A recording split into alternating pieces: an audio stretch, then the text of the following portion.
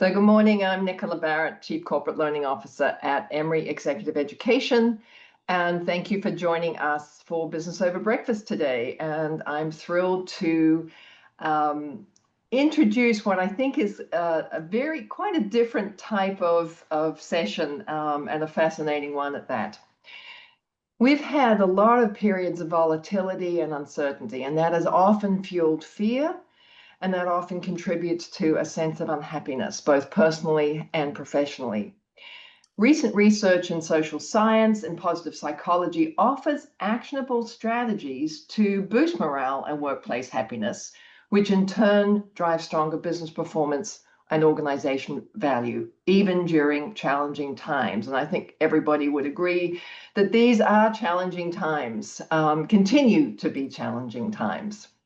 Today, we're excited to welcome Jackson Kerchis, a former startup executive, Zen monk, and happiness researcher, for a thought-provoking session on the science of happiness at work. Jackson's going to share his insights into how workplace happiness measurably improves individual, team, and organizational performance. He'll also present a brief case study highlighting the impact of change initiatives aimed at improving workforce well-being and engagement. By the end of this Business Over Breakfast, we hope you'll walk away with a practical checklist of habits to help you feel happier at work and support those around you in creating a more positive organizational climate. I know I'm going to take a lot of notes. As usual, Jackson's going to spend about the first 35 minutes sharing his insights and perspective, followed by Q&A. But throughout the session, I invite you to post your questions either in the Q&A box or the chat. Jackson's happy to answer questions along the way, so please post them, and we will do our best to get to as many of those as we can during the session. Before I hand the baton to Jackson, though, I want to shine light on an upcoming course that I think should be of interest to everyone in management and leadership roles today, and that's our Navigating Change for Growth program. My team and I took it last year, and it takes a fresh look at change initiatives based on new research and focuses the learning on each person's particular change initiative. That makes it both personal, practical, and actionable.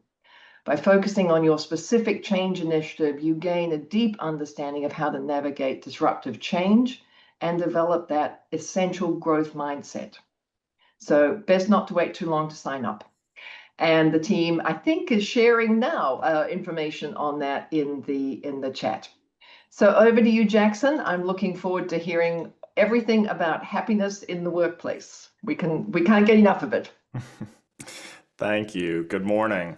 I have to admit that I'm both kind of challenged and excited to be here with all of you today, but also, a bit challenged because I think when we do our leadership development retreats with military leaders, for instance, it's like 30 hours over 3 days. Today I have 30 minutes, so I'm going to try to give you the best I can in this short amount of time. So the question is, really, would you like to be happier and higher performing? And if so, I very humbly suggest that's what I'm going to share with you over the next 30 minutes. So if you would, please put in the chat maybe for your company or your role or your industry over the last few months or few years, what's the level of like stress or uncertainty or change from 0 being like no stress, sunshine and rainbows, maybe to like 10 being pretty stressful. I'd love to see where you're coming from. And I'm going to go ahead and share my screen while I do that. Whoops. Okay, I see some 8s, some 9s. Okay.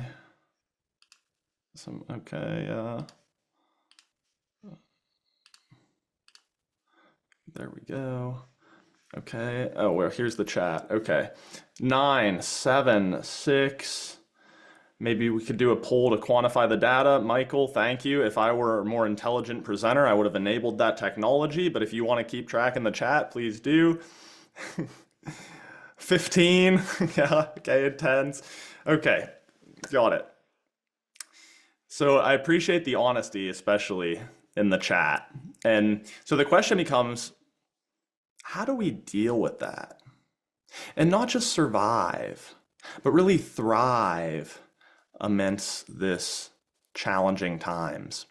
You see, that question actually set me on a journey that started years ago and has since become my life's work. So I was at the University of Alabama, I was studying economics, and I remember one morning I woke up and had this sort of epiphany of like, what do I want to do with my life? And what do I really care about? What am I really after? And I thought to myself, this sort of Aristotle quote, he said, happiness is the only goal we pursue as an end in itself and not as a means to something else. What we really want is happiness. And so I decided to create the world's first major in happiness studies. Which, by the way, that's a really fun conversation to have with your parents, if you can imagine how that went. But it was an interdisciplinary program pulling from, psychology, philosophy, economics, really trying to understand how to live a happier life. And so along the way, I read hundreds of books on happiness. Here are some of my favorites. I taught the first course on happiness at the University of Alabama. I still offer there now an online course on the science of happiness at work. And then you may be thinking, well, yeah, what are the job prospects for someone who majors in happiness? Well, as far as I understand it, there's been an N of 1, and the average starting salary for happiness majors is $0. Because the first thing I did after college was I went and lived as a Zen monk, studying their ways of working, their ways of living, and sort of their approach to happiness. And happy to talk more about that later if you'd like. I now run 2 companies, bringing happiness research into organizations. Warrior Leader Training serves military and first responders. Happiness Means Business serves business leaders, nonprofit leaders, and educators. And really what it's about in both of those companies is taking this research into happiness and human flourishing and improving performance for individuals, teams, and organizations. I also have my executive coaching diploma from Emory Executive Education, so it's becoming really useful. And I've spoken from everyone from 2-star generals and Marine Corps drill instructors to school teachers, truck drivers. I did a session last week on happiness for lawyers. So, it's like truckers, lawyers, accountants, it's like Marines. Feels sometimes like I'm like the happiness maybe for groups that sometimes you'd least expect it.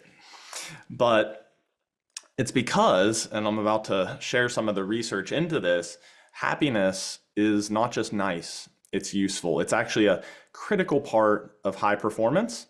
And I just wanted to briefly give my background because I'm going to draw on all of this study and experience and share with you the best I got today. So yeah, let's start there. I mean, why happiness? We could be here talking about business strategy and agile and synergy, which I love to make fun of because everything is synergy and no one really knows what it means. Sorry if I've offended any of you strategy consultants, but I have a lot of friends in that field, so I like to tease you. But it turns out again that happiness is really important to you, your team, and your organization. You see, I believe the biggest myth about happiness is it's sort of always over there. It's always just on the other side of success, isn't it? Who here has ever done this? Oh, this week is going to be a really, really crazy busy week, but then, next week it'll slow down. This next few weeks, this month with this project going on, once we get through this project, right, and then things will slow down. This is a big year. We're transitioning our internal software, so it's going to be crazy. But then also, once I get to partner, once we close on the house, once I get married, and then, right? I do this too. I sometimes call it happiness procrastination. And it's really the kind of core philosophy in a lot of ways of how we think about our careers, how we manage, how we teach, and how we parent. But I'd like to make the data-driven case that this is an incomplete picture.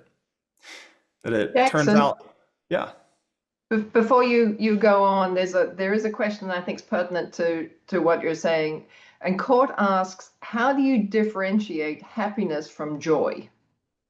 Yeah, it's a great question. Thank you. So there's many definitions of happiness, and in a couple minutes I'll sort of touch on those. But the way I often think about it when I talk about happiness is not all positive and sunshine and rainbows all the time. It's really a balance of happiness or positive outlook, positive emotion, and life satisfaction. So I think about it as when your happiness across each dimension of time. I know that sounds a little philosophical, but think about it. You can be happy in your life. You can be happy with your life. You can be happy sort of for your life when you think about the future. So we have past focused. That is life satisfaction, contentment. You have future focus. That's positive outlook or optimism. And then you have in the present. You can be experiencing any one of positive psychologist Barbara Fredrickson lists the big 10 positive emotions, amusement, awe, joy, love, excitement, humor, many different things. So the way I think about it is I sometimes say happiness with a capital H is when you have a balance of happiness across your life in the future, your life in the past, and your life in the present. And so I would argue, I suppose, in my theory of happiness that joy is sort of in the present. It's one of these positive emotions that is a source of happiness or a part of happiness. Thank you for the question. So let's make our data-driven case here, kind of a lawyerly case for why happiness is serious business. And as we start, maybe you just want to throw in the chat your industry or your profession, because that way I'll be able to tie some of this data to you. But I think just about any industry or profession, you'll see some things that relate. So, okay, thanks. Those coming in. Healthcare. Actually, healthcare I'm not going to talk too much about, but huge impacts on patient experience and even clinical quality. Housing finance, yeah, consulting's a big one. We'll talk about creativity and innovation. Higher education, Brady, I just wrote a little white paper on the Tinto model of institutional departure. Really the key things that drive why students stay or leave are the same pillars of student happiness. So we can talk about that later. All right, thank you for sharing all of those. So let's talk income and sales. Sean Achor is a Harvard researcher who's done a really good job synthesizing the literature. He wrote a book called The Happiness Advantage, which is really good. And he explains how happier people tend to be more creative, more engaged, and more effective, and thus they earn more money over the course of their careers. Another study, you look at 18-year-old college students, the top predictor of their career success. It wasn't what their parents did. It wasn't how much money their parents made. It wasn't what their GPA was or their ACT score was. It was their level of positive emotion and resiliency at that younger age. A study in the 1990s, Marty Seligman at MetLife, they were hiring like thousands of salespeople every year. And what he found is that happier salespeople, as measured by level of optimism, outsold their peers by about 31% over 2 years. So in all these different areas, if we want to think about improving sales, improving performance and income, happiness pays. Another study showed that if I were to expose you to the common cold virus, you would have a more robust immune response and fewer cold symptoms if you experience more positive emotions in the week leading up to that exposure compared to a person who experiences more negative emotions. Other studies suggest that happiness is supportive of your overall health. It lowers your risk for heart disease, diabetes, stroke, all sorts of chronic illnesses, all sorts of mental illnesses. And I sometimes say it's hard to be successful if you're dead. Happiness keeps you alive and healthy. Happiness makes you smarter. In this case, we're thinking about positive emotion at a high level here. And we can look at this in a few different ways. I know that sounds maybe like a clickbait headline, happiness makes you smarter. But you can look at this in children first for you educators. You bring children in, You have 5 minutes to solve 50 math problems. We're going to get you in a good mood or a bad mood by sort of showing you funny videos or getting you excited or sort of talking about something sad. When the students are in a good mood, they solve more problems in the same amount of time. Now let's take that over to adults solving really difficult, complex problems. Physicians, so you healthcare folks, but as well as you professional services people that are solving thorny, complex problems, they bring medical doctors in. They give them a made up case. Here's your patient, here's their symptoms. They're evaluated by outside experts. When they're in a good mood, they solve the case about 50% faster with fewer cognitive anchoring errors. Okay, this also relates to learning, creativity, innovation. You literally see more when you're in a good mood. And this influences what psychologists call your thought action repertoire, which means you see more of what's possible. You think of more opportunities and solutions in any given situation. So cognitive performance, problem solving, learning, creativity, this is important. And your productivity. Oxford University a few years ago showed that happy workers are 13% more productive day in and day out. They also report higher levels of energy.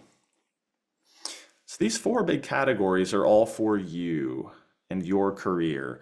More income, better health, better problem solving, more creative, higher productivity. Now, how about for your businesses or your companies? So Gallup is, of course, one of the top workplace research organizations in the world, and they've looked at the relationship between employee engagement and performance. And employee engagement to me is sort of like happiness at work. Your level of interest, enthusiasm, commitment, and satisfaction for your role. So what happens when you go from the bottom to the top quartile? This is based on nearly 3 million employees, 276 different organizations. 81% reduction in absenteeism, 64% decrease in safety incidents, 58% decrease in patient safety incidents in healthcare, 18% decrease in turnover if you're a high turnover profession, 43% decrease in turnover if you're a low turnover profession, 41% improvement in quality, 10% increase in customer loyalty, and our favorite, a 23% increase in profitability. And I put those all in one slide in case you want to grab a picture, but of course you can get the recording or the slides later. One final data point, I learned about this from the Happiness and Leadership Lab up at Harvard. There's actually a fund called Happy. That's the green line right there. HAPI is the ticker that invests in companies with higher benchmarks of employee happiness and well-being. Since that fund was created several years ago, it has outperformed the market.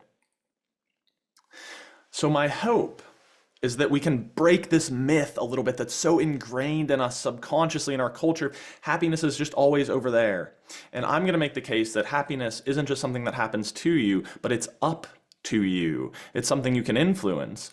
And as you influence it, your level of happiness, your level of sort of resiliency, which to me, resiliency, by the way, is just the ability to remain happy or to sustain happiness despite what happens to you. So it's sort of making your inner world less dependent on your outer world. That if we can do that, it will help you, your team, and your organization to be more successful. So that's where I say happiness is serious business. Jackson. Question? Yes. Yeah, got a couple of questions that came through. Tabitha asks, is positive emotion and resilience the same as happiness? Thank you, Tabitha. That was a good clarifying question that I wanted to get at it real quick right there. I, again, sort of define resilience as the ability to remain happy no matter what. Now, I want to qualify that because that can sound like toxic positivity, like I just got laid off and my cat just died and my car got in a wreck and it's like, yeah, everything's great. It's not exactly what I mean. Again, it goes back to my more sort of happiness with a capital H, that despite uncertainty or adversity or times of challenge, what can you do to still cultivate positive emotion in your life? What can you do to step back and remain satisfied and content with your life? And to what extent can you remain optimistic about the future? That to me is sort of how resilience and happiness relate, right? And they kind of feed off one another. If you have more happiness in your life, you're going to be more resilient when bad things do happen. If you have more resilience when you face setbacks, that's ultimately going to make you happier. So almost like a chicken and the egg, right? So a couple of other questions sort of in the Sure. same vein, Jackson.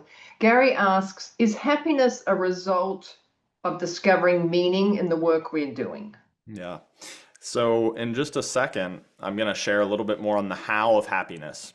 Okay, all And right, we'll leave it till then. okay, well, I'll touch on it because Okay. meaning for me shows up a little bit. And I think that is a part of it. And I'll particularly talk about a couple things. I don't use the term meaning in my little framework I'm going to give, but I think that shows up when I talk about um, building commitment in your organization. Is people need to understand who they serve and why their work matters, which I'll talk about. So yeah, I would say you don't always have to have your dream job, but you do need some basic sense that the work you're doing ought to be done and is useful to someone. Yes, thank you. All That's right, a thank you. component. Mhm. Okay. I'm going to switch off my slides here in just a second, but I just have a couple more to show you because I hope I've made the business case for happiness so far, because that's a really important part of this webinar is that, it does matter. It's not just nice, okay? It's useful. So this begs the question though of what is happiness and how does it work? So I'd like you maybe to throw in the chat, when I say happiness, what comes to mind? What is happiness? What does it mean to you? No right answers. But when I say happiness, what comes to mind? Contentment, okay. Thank you, Gary. Joy, purpose, feeling fulfilled, safety, peace, happy wife, happy life. Ryan's a very wise man and good partner. Harmony, positive, balance, lack of stress, contentment, not all stressed out. Okay. I love these answers. Thank you. Well, I asked this question because to me it's really all of these things. And the best way I can explain happiness is that it turns out to be a lot like cake. See, there are many tastes and preferences, and we're seeing that in the chat. To some people, it's serenity. Some people, it's hope. Some people, it's having their needs met. Some people, it looks like it's literally cake. So there are many different flavors and preferences, but like cake, happiness is really evidence of something else. It's evidence of a certain recipe, of certain actions and ingredients. Remember, it's not just something that happens to you, it's up to you. And so we can think about this idea that you don't necessarily need so much to focus on happiness or focus on resilience or focus on being more positive. It's more about focusing on the ingredients for happiness. And while there are these many different tastes and preferences, I believe that there are really a few key ingredients for happiness that can be the same for everyone. And I'll share with you one simple recipe, particularly for happiness at work. So here it is. Take a mental note of this, maybe jot the note down because I'm going to switch off my slides after this and I'll share maybe a couple times. But I just think of it as the 3 C's. That's what I want you to think about for you and for your leadership. Each one of these is research-based. I'm going to talk a little bit about each one and a simple practice for it. Conscious leadership, commitment, which is really about your commitment, but also building commitment in your organization, and then connection. Okay. So let's start with conscious leadership. It's really about being present, emotionally intelligent, and intentional about the weather that you bring. I've heard the phrase before sometimes that leaders bring the weather. Thank you also for the chat. Hopefully you can see my face now. I just turned off the slides. So how do we bring a bit more mindfulness and intention? Oh, I didn't stop sharing. That was the problem. Thank you in the chat for bringing that to my attention. All right, here we go. So now hopefully you're seeing me. So conscious leadership. how do we create more mindfulness, more awareness, and more presence with our own energy as we show up at work? Well, I'll tell you my experience with this. It was about 10 years ago. It was a sunny spring afternoon, and I was driving home in my brand new, heavily used convertible. It was a 2004 Mazda Miata that I purchased on Facebook Market from a farmer in West Alabama for $3,000 cash. And you can't tell, but I'm like 6'1", so I'm like jammed into this little Miata. It's like a go-kart clown car, I'm jammed in there, my head's sticking out over the windshield, but I'm having a great time. And I'm cruising home. I go into this side street right by my house just as this guy is stepping out with his dog. So I had to slam on the brakes. He jumped back. Next thing you know, we sort of locked eyes in that mutually upset, frustrated sort of way. I'm sure none of you have experienced that while driving into Atlanta during rush hour, but you can imagine if you were lesser enlightened that can happen. So he's mouthing stuff. I can feel just this anger and frustration building up. He shouts back at me. Next thing I know, I threw open my door and I started out after him. And just as he turned around, I paused for a second. And I said, "Hey, that was my bad." And he was kind of like speechless, He's like, wait, what? And I'm like, yeah, I just, sorry, I started to lose it there, but I came in too fast. I could have hit you. It was my bad. I'm sorry. So we talked it out, friendly, parted ways. And as I sat back down in my car, I thought, what just happened? And I realized that was my training wearing away at me. Those were my habits wearing away at me. That was my daily practice wearing away at me. You see, about 5 years before that, I'd made a commitment to a daily mindfulness practice at the start of each and every day. Again, there's so much research out there that suggests that mindfulness is not only good for you, but it helps improve your core competencies like your focus, your resilience, and your level of emotional intelligence. All it is you're going to spend a few minutes every day learning to be where your feet are. Because so often we're not living life, we're living mind, aren't we? We're a few hours or a few minutes ahead. We're remembering something from the other day, or mind's caught in our to-do list. I've even heard it said that anxiety is a disease of the future and depression is a disease of the past. But in the present moment, we have an opportunity to shape our perceptions and be more intentional about how we show up. So just by training that a few minutes every day, I didn't feel any different. I didn't do a brain scan and see that my brain was totally different. Life happened. And I realized that instead of reacting, I remained aware and intentional and was able to shape my response. So I'd like to give you one simple practice for conscious leadership or more mindful leadership. I call it the 1-2-3 rule. This is how I want you to start your workday, okay? And I sometimes say, if you don't have 6 minutes to shape the trajectory of your day, you don't have a life.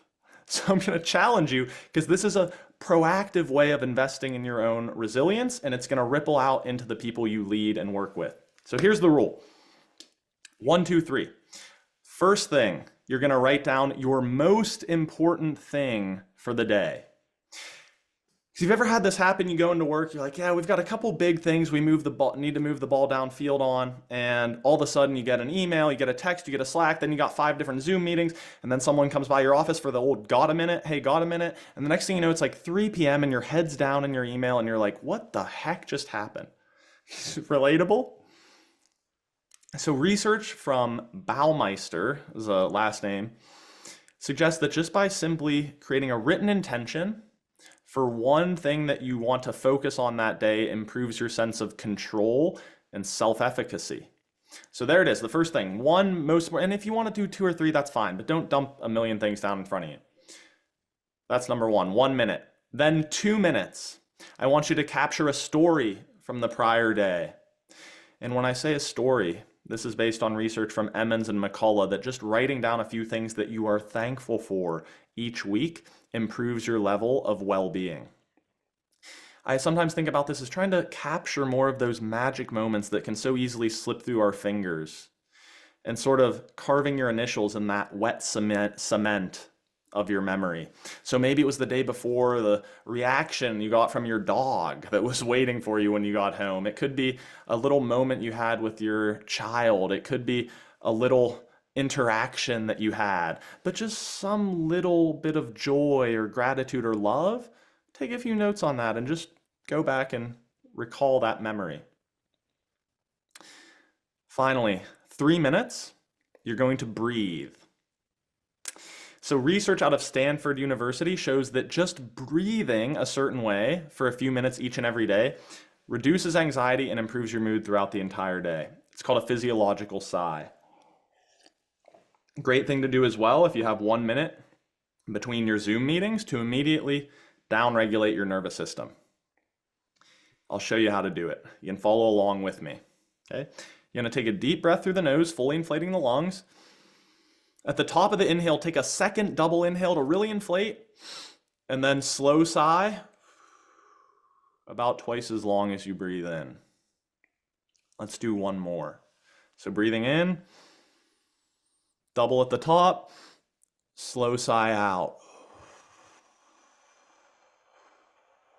Oh, sort of like a loosened you up. It's like a glass of cool water. So there you have it. 1, 2, 3 rule. 1 minute, most important things. 2 minute, a gratitude story. 3 minutes of breathing that way. And I promise you that's going to set up your day to be so much better and make you a more conscious leader. Okay, so next. Going back to our triple Venn diagram, we have commitment, which is really about creating buy-in and motivation. And research suggests that the big drivers of this are really kind of two things.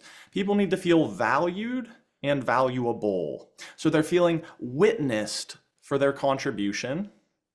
And they also understand the purpose, which I know we touched on earlier, of why their work matters and who they serve.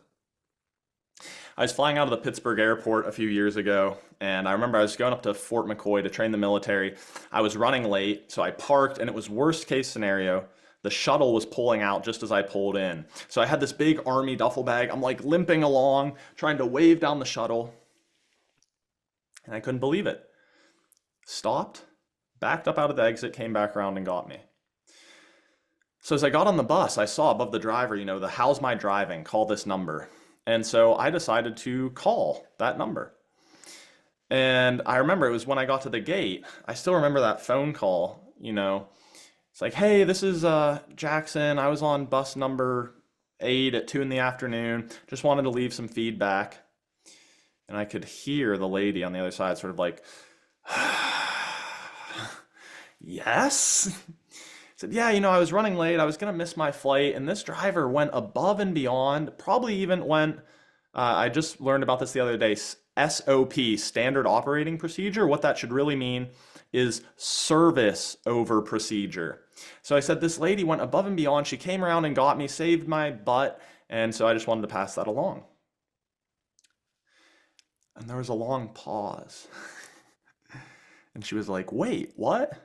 And I'm like, yeah, I just wanted to share the impact that this had. Like, it saved my day, went above and beyond, and I just really wanted to say thank you for the work she did. And I could hear this person light up. Like, we have never gotten a call like this before. Thank you so much. Bus number 8 at 2 in the afternoon. That must have been Cheryl. I'm going to call her right now on radio and tell her you called. Like, thank you so much. Now, I've been to Atlanta Airport, no offense. But Pittsburgh's not so different, I probably just did more for their retention and engagement and service level in about 3 minutes than anyone had done in 3 months. Why? I caught her in the act of doing right. I communicated to her that her contribution was valued. I witnessed her, and I shared the impact it had on me, the person she serves. So here's your main rule for commitment that can also become a daily practice. I want you to think about how often are you catching people in the act of doing things right? Communicating to them that they are both valued and valuable. Because 80% of our management systems and leadership in companies, and for good reason, right? It's set up to take low performers or mistakes and bring them up to baseline. Sort of the cult of the average. But what about people who are doing fine and they're at baseline and they need a little extra motivation and reassurance? What about people who are really going above and beyond and you want to positively reinforce that? So this can layer in on top of your 1, 2, 3 rule. Take a few minutes each day, write a handwritten thank you note, send over a thank you, go to someone and just say, hey, I wanted to talk to you for a second about why your role actually matters and who you're impacting in our organization. So how can we make people feel valued and valuable? You can do the same as you think about your own work, okay? That's going to help you feel a bit more purpose, help others feel a bit more purpose, and ultimately drive commitment in the organization. Our final C is connection. This is really important for a couple of reasons. Remember the employee engagement stats I mentioned earlier? Well, Gallup has found that if people have a best friend at work, they're 700% more engaged. 7x. Remember, that's a measure of happiness and commitment and enthusiasm and motivation for one's work. Further to this point, Project Aristotle at Google, maybe some of you have heard of this one. They looked at about 150 different teams, and they found that the top driver for team performance wasn't who was on the team, their technical backgrounds, their expertise, their budget. It was how they worked together, and it was called psychological safety, which means that you have a sense of connection, so much so that an environment feels safe for asking questions, making mistakes, challenging the status quo. It's really about that vulnerability. So as a leader, what you need to do is it's more than just people like each other and people are friends. It's a willingness to be uncomfortable, to ask questions, seek feedback, admit mistakes, be willing to be wrong and demonstrate humility. And that's how you get really high-performing, collaborative, cohesive teams. Years ago, I was sitting in the emergency room, waiting room. I've had an intense heat and pressure and throbbing right between my eyes.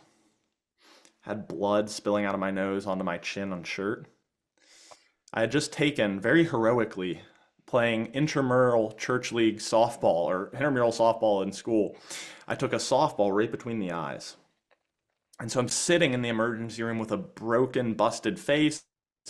I just spent an $800 copay on my insurance. It's like I could be out having fun with my friends. You can imagine how, joyful I was in that moment.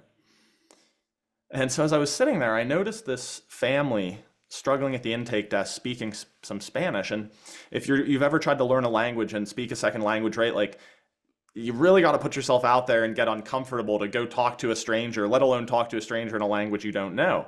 But I thought about this thing, hey, I'm going to seek discomfort, be vulnerable here, be curious, ask some questions, and just see if I can, turn a meaningful connection out of this pretty crappy evening. So I get over there, I start trying to talk to this family, and I realize there's a mother. She has 2 young children with her and her older father. Her older father has this horrible ringing and pain in his ear. He can barely sleep, barely hear. He's just suffering all the time. And they hadn't been able to get access to proper medical care because of some, underfunded, under-resourced, and the language barrier. So I just put myself out there. I try to do my best. I'm talking to them. I'm talking to the nurse at the intake. I'm speaking Spanish, speaking English. I'm filling out paperwork, probably violating every single HIPAA and privacy compliance law imaginable. But eventually we all worked together. We all kind of got vulnerable and did our best. And the nurse said, hey, we're going to see these people. We're going to get them treated. And I remember this guy just shaking my hand, and he said over and over again in Spanish, basically like, thank God for you. Thank God for this. What a miracle. And the lady starts to get out her purse, like she wants to give me money. I'm like, no. No quiero dinero for Spanish speakers. So she gives me a big hug and she starts tearing up. And then this is what really did it for me. Each of these little kids that are about up to my waist, come up, and each one's holding onto my leg, hugging me. She's hugging me. This older guy's patting me on the back. I look over at the nurse. She's crying. So I start crying. I look around the waiting room like 2 other people are crying. We're all crying. And so what could have been a night of just suffering and pain and annoyance turned into a real moment of connection that I'll never forget. So the lesson there for your leadership: embrace vulnerability, ask questions, be curious, seek feedback, be willing to put yourself out there and be wrong, and you can create really powerful moments of connection for the people that you lead. So we had some questions during, so I'm going to take about 4 more minutes here to take us home, and then we'll open up for Q&A for you Emory folks, if that sounds good. A quick checklist for you, and we'll send this slide out afterwards, but the simple practices I just gave you, you really can just turn into a simple checklist. So you start your day, the 1, 2, 3 rule for conscious leadership. Then you take a few minutes for commitment. Catch someone in the act of doing things right. Make them feel valued and valuable. And then you take a few minutes at some point throughout your day to create a moment of connection, to seek feedback, to show you care, embrace your vulnerability, and get curious about someone and how you can help them. And if you do those 3 things each and every day, not only will you be happier at work, but I promise you, you will be the best leader your people have ever had. I heard a phrase the other day that stuck with me from a guy named Steve Gilliland, who's a world-class speaker. He said, you have to love the people you lead more than you love leading. Love the people you lead more than you love leading. That's a key part of not only leadership, but your happiness and resilience. And this simple checklist is how you make that love visible. So I'll tell about a 2-3 minute story to take us home. We know this stuff works because we've done it. So a trucking company came to us, a mid-sized company, and when we do consulting, we have frameworks and everything we run through. For them, their issue was really about operational excellence and safety. And so we did some assessments, and what we found was it was really a cultural deficit. We needed to transform the culture of that company. So we pulled out our, and that was the structure of our leadership development program. We trained all of their frontline supervisors and managers on conscious leadership, mindfulness to deal with stress, to deal with uncertainty, and emotional intelligence to really inspire and influence people effectively. Because I can say this, I come from a trucking family. Truckers and dispatchers turned managers aren't always the most poetic and soft-spoken of managers, right? They have a lot of knife hand, go do this, go do that, and it undermines trust and communication. So we did that. We also tried to create commitment to safety and operational excellence in the organization. So one of the things we did was we had all drivers sign off on letters about their why for safety, why it mattered to them. And it was always about their family and friends. I work to get home safely to you each and every night. Notice we didn't say, hey, when you wreck a truck, it actually costs us a crap load of money, so could you please stop doing that? No. We made it about them so that they feel valued and valuable and brought their family into the mix. So they signed those letters, we mailed them home, and they could talk about it. And then we did a community kind of kickoff event to kick off this safety and operations initiative where all the families came in, we talked about safety, we shared stories and got to know one another. We also had managers implement a new habit that each day or each week they would catch someone in the act of doing things right when it came to safety, and they would share out that best practice or success story to foster commitment in the organization. How about on the connection side? The biggest thing we did here, we did a lot of different things, but we did these company-wide town halls where everyone from the frontline leaders to the CEO of the company would get together and have honest conversations in a safe space grounded in trust, a desire to seek feedback, and a willingness to be vulnerable. It was really hard for this CEO who'd been in the company for a really long time. But what started to happen there was some magic of people speaking up, asking questions, giving ideas, talking about things that weren't really working so well. And some of those sessions, by the way, turned into conflict resolution and cross-departmental peace and reconciliation sessions. But slowly over time, we could feel that we were building that psychological safety, that trust and connection necessary to really drive improvements. So there's a bunch of other things we did, and we did some technical safety consulting, but it was really about embracing conscious leadership to inspire and influence compliance, It was about building commitment by catching people doing things right and tying the work to what was valuable to them, that sense of purpose. And it was about creating connection, not just in our management style and philosophy, but through formal mechanisms to bring people together, encourage vulnerability, and build trust. As we did all those things year over year, we saw a 50% reduction in claims frequency, an 80% reduction in cost of claims, $3 million direct savings, and the best year for profitability in the last 10 years. So I'll say again, happiness means business. When we're thinking about happiness, resiliency, flourishing at work, there are many things we can do, but remember those simple ingredients: conscious leadership, competence, and connection. And I wish you all happiness and success. Thank you.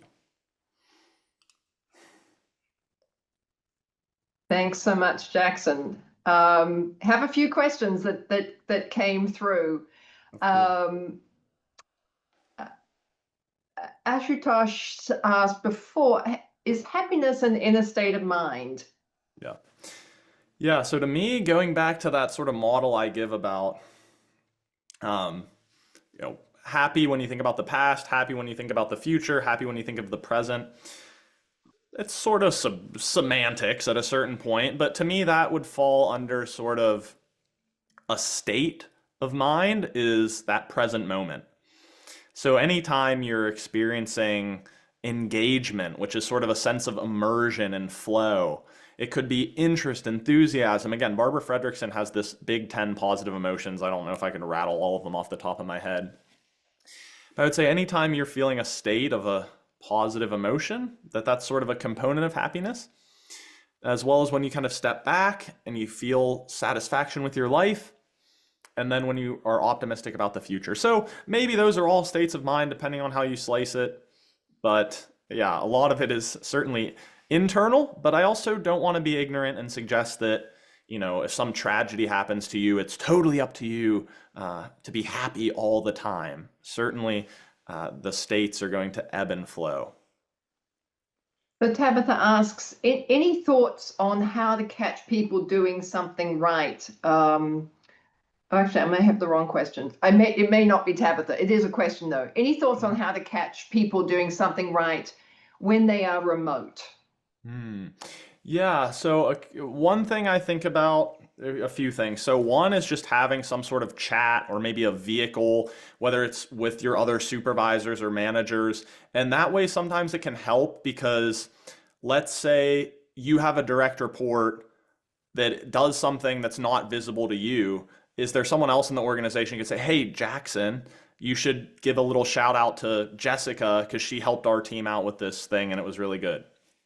So that's one thing. Another thing is, I think, trying to have some sort of accountability for yourself as a management team. So even if it's just a simple checklist or a simple, tally chart ratio of just saying, hey, maybe let's try to aim for roughly even, that for every sort of catch people doing something wrong, we're also trying to catch them doing something right. And then I think maybe the final piece of this is, to the extent possible, can you weave that into your formal talent management processes? When we work in the military, they do AARs, after action reviews, and a lot of the format they do is improves and sustains.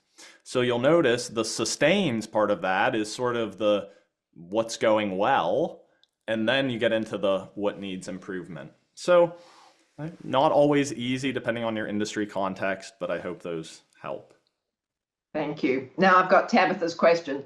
Can you share more specifically the formal processes that built vulnerability? Yeah. So I'll do my best because some of them are a little bit more, I guess, kind of like that story I shared in the hospital.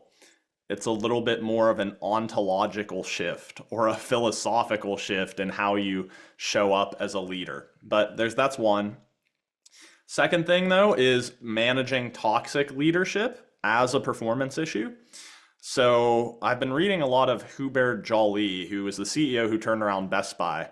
And I remember going to a talk from him a few years ago, and he said, what if you have a really high performer, but they're just not really like a people person? They don't really care about like the culture stuff. It's just, it's not for them. And he says, well, you can actually just promote that person. You promote them to customer.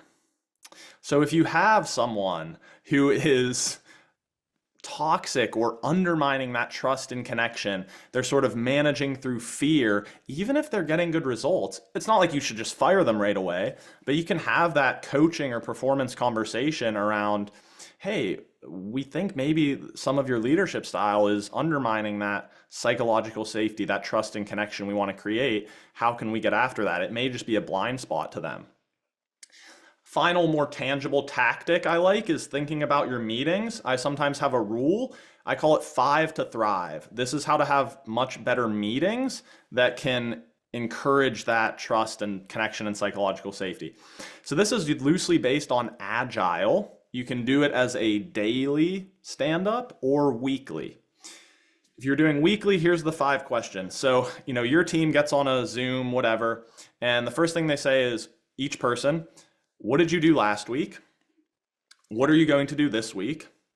What's stopping you or what's blocking you? That's how you can start to get everyone in sync and on the same page. And then you can ask them, hey, what feedback do you have for me as a leader or for us as a team? Boom. So again, you're inviting in that psychological safety and feedback. And then if you want to do the 5th question, you can have each person share, hey, did you catch someone in the act of doing things right last week? And so that takes some of the pressure off you to always do the catching. So, if you've ever been in a meeting that's sort of like, I'm sure none of you have these in your organizations, but when you've got like 5 different meetings on your calendar and you leave each one, like, why was that meeting not just an email? This format may help you to have meetings that create more commitment and connection and really help get everyone on the same page. So that's one idea. Thank you. Okay, team, we're going to change our huddles. 5 questions. Got another couple here. Janelle asks, how can you build connection after a difficult period with employees where we need to build trust? Yeah, so one more time, it was after a difficult interaction or situation with employees, how do you rebuild trust? Was that it? Yeah, how do you build connection? Oh, build connection. When there's not very much trust. Got it. Yeah, so a few things. I think one of the most powerful things that you can do as a leader is just the phrase basically like, I don't have all the answers. I don't know what I'm doing, or hey, I made a mistake.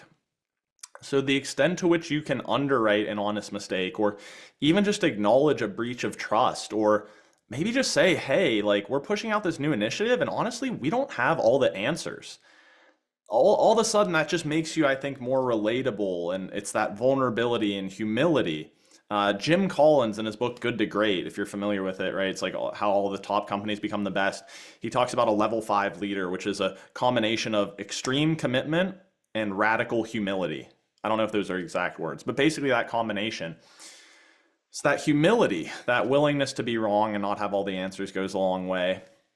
And then I think especially after something maybe bad happens or there's a lack of trust is just like start asking them more questions. Like literally just go do their job with them. And you'll usually uncover a lot of issues. You'll get to know where they're coming from. You may even acknowledge like, wow, we made some decisions as a management team that maybe unfairly impacted you. And so that place of empathy, I think, is really the core ground to lead and engage from a place of connection. Thank you. We have time for one last question. Marsha asks, what do you suggest to do when your happiness is affected by your leadership team that doesn't care about this? Yeah. That's always a tough question. It's sort of how do you lead up? So, I think there's a couple things. One is sharing the business case for why this matters. And maybe you do that subtly with your leadership team. But, I can even, if you Emory folks want to help me with this, I have a free chapter from my book I think chapter 2 in here is on the business case for happiness, which I try to get into like dollars and cents of like why does this matter? You know, how does this show up on your income statement and balance sheet? So that's beyond profit and productivity. But if Emory folks want to help me with this, I can send out a PDF of that chapter, and that's the type of thing that can help you make that case to your leadership team. The other thing then I think about is just, doing what you can to set boundaries and lead up, and talk to your manager about this is how I'm spending my time, this is how much time I have, these are my priorities, help me understand how I should spend my time and how I should spend my focus. And then, build out your own habits and practices and things you can do to buffer stress. And then do what you can to communicate those expectations and boundaries up to your manager. Not always easy. And if it gets really bad, maybe that's a conversation you have to have with them is, hey, I'm feeling like I'm not flourishing in this relationship right now. And you'd be surprised. Oftentimes, the people who seem to not really care about it, it may not be that they really don't. It's just that they don't realize that they're having that impact on you. So sometimes it can be not so much a conflict, but a moment for you to help evoke awareness for them. I also know that probably there are more questions. I'm going to put my email in here if hopefully that's okay. But like, you guys can email me if you want. That's my social media, my LinkedIn, anything. Heck, I'll give you my phone number if you want it. But feel free to reach out with questions, more resources. I do coaching, speaking, training, consulting, everything. So just reach out if you need anything.